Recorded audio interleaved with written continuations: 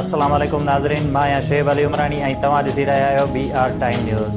सभ खां पहिरियां शामिल कंदासीं हीअ रिपोर्ट।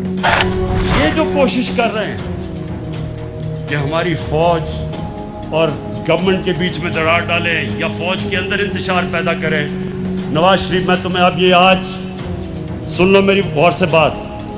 आज से मेरी पूरी कोशिश है तुम्हें इस मुल्क में वापस लाया जाए।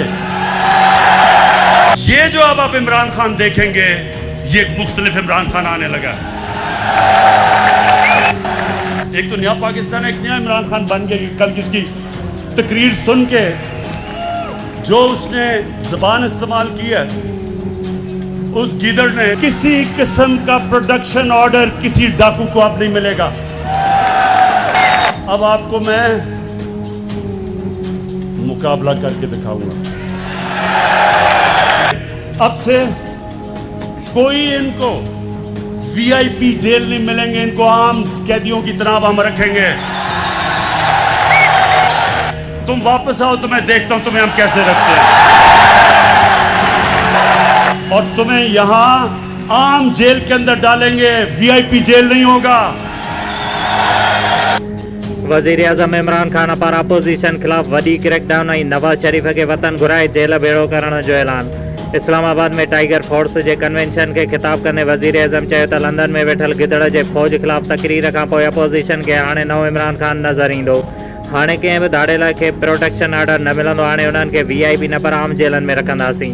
पंहिंजे मातहत समूरनि इदारनि खे चवंदुसि त चोरनि खे पकड़ियो, हाणे अपोज़िशन खे मुक़ाबिलो करे ॾेखारींदासीं। अदलिया नेब खे बि अपील थो करियां त ख़ुदा जे वास्ते करप्शन जा केस जल्द उथलायो। जेका बि मदद खपे हुकूमत करण लाइ तयारु आहे। वज़ीर आज़म इमरान खान PDM जे जलसे खे सर्कस करार ॾींदे चयो आहे त जलसे में तकरीरूं कंदड़ ॿई ॿार पीअरुनि जी हराम कमाईअ ते पलिया आहिनि। उन्हनि ॿारनि मां हिकु नानी बणिजी वई, पर मुंहिंजे लाइ अञा ॿार आहे। नवाज़ शरीफ़ ते छिती तनक़ीद कंदे वज़ीर आज़म चयो त बीमारीअ जो ड्रामो करे लंदन निकिरी वियल गिदड़ अॼु ॿाहिरि वेही फ़ौज ऐं आर्मीअ जे ख़िलाफ़ ॻाल्हाए रहियो आहे।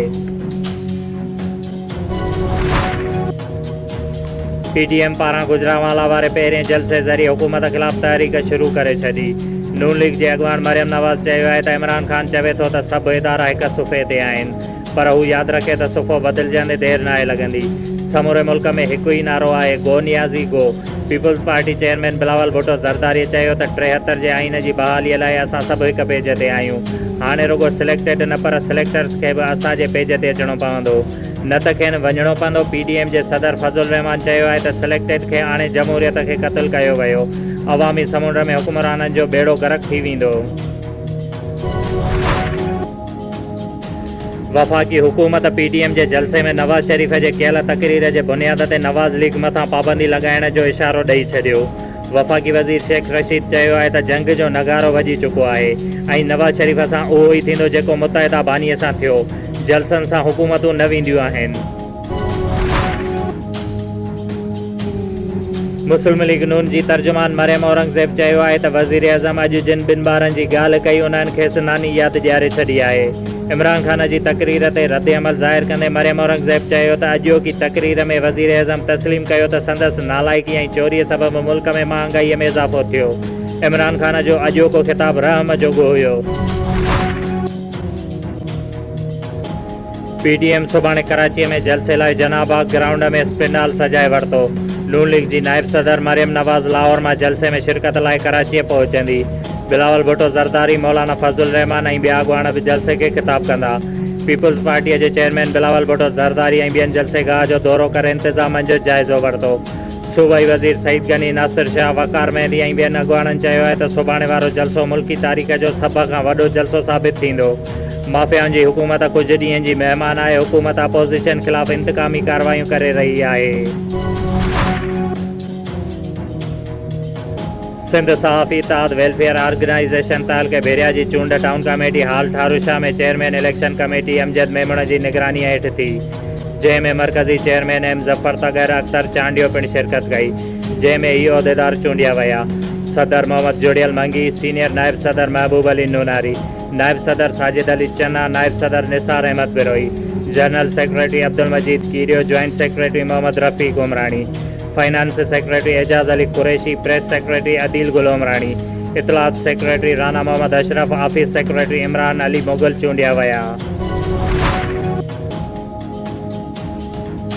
नौशर फिरोज़ गोठ याकूब तुनिया जी रहवासण समरीन पंहिंजे 6 मासूम ॿारनि ऐं मासीअ सां गॾु प्रेस क्लब नौशर फिरोज़ अॻियां एहतिजाजी मुज़ाहरो करण बैदि साफ़िन अॻियां रोईंदे ॿुधायो त मुंहिंजी शादी गोठ याकूब तुनिया जे रहवासी ज़मीर तुनिया सां थियल आहे, जंहिं मां मूंखे 6 ॿार आहिनि, पर मुंहिंजो मुड़ुसु ख़र्च जा पैसा मूंखां घुरंदो आहे, जंहिं ते मां घरनि में मज़दूरी करे पेट गुज़र कंदी आहियां।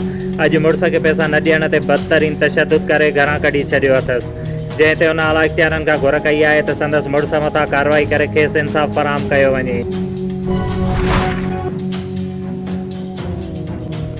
नवाब शाह सिंध जे सामूंडी बेटनि ते वफ़ाक़ जी वालार ऐं सदारती आर्डीनेंस ख़िलाफ़ जिस्कम पारां एहतिजाजी रैली, जंहिं ते हुननि जो चवणु हुयो त सदारती आर्डीनेंस जारी करणु सिंध सां दुश्मनीअ जो सबूत आहे ऐं हुन जो चवणु हुयो त वफ़ाक़ी हुकूमत तरक़ीअ जे नाले ते सिंध ऐं बलोचिस्तान जे बेटनि ते कब्ज़ो करणु चाहे थी, जंहिं ते हुननि जो चवणु हुयो त आर्डीनेंस वापसि वरितो वञे, न त ॿी सूरत में एहतिजाज जो दाइरो वधायो वेंदो।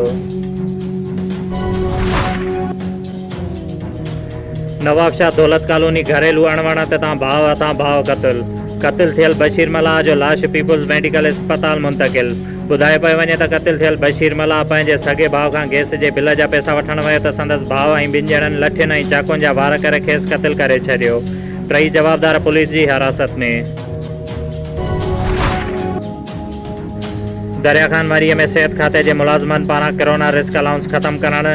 जना अस्पताल कराचीअ में सेमी जमालीअ जे ख़र्च ते SHO जी सरबराहीअ में डॉक्टर्स पैरामेडिकल जे अमले ते तशदुद करण ख़िलाफ़ गुज़िरियल ॾींहुं दरिया खान मरीअ में एहतिजाजी मुज़ाहिरो। OPD जो बाइकाट ग्रैंड हेल्थ अलाउंस जे सॾ ते रूरल हेल्थ सेंटर दरिया खान मरी डॉक्टर पैरामेडिकल स्टाफ ऐं वर्कर्स 6 ॾींहं बेसरापा एहतिजाज। शोएब अली उमराणीअ खे ॾींदा इजाज़त। वधीक ख़बरुनि ऐं अपडेट्स लाइ ॾिसंदा रहो BR टाइम न्यूज़।